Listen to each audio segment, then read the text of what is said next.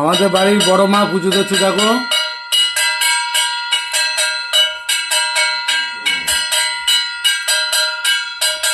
এই যে আমাদের বাড়ির মন্দির, আমাদের বাড়ির বড় মা পুজো দিচ্ছে।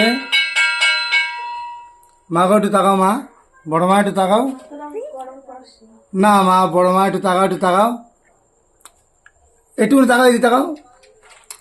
মা এখন আরতি করছে।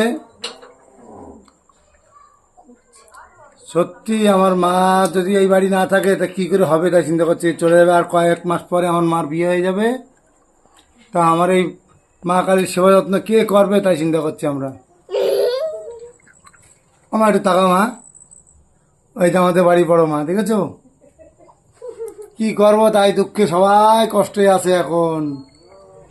আপনারা শেয়ার করবে, বড় মার যেন মঙ্গল হয়, ভালো হয়, সব যেন সব দিক দিয়ে সুখী শান্তি থাকতে পারে।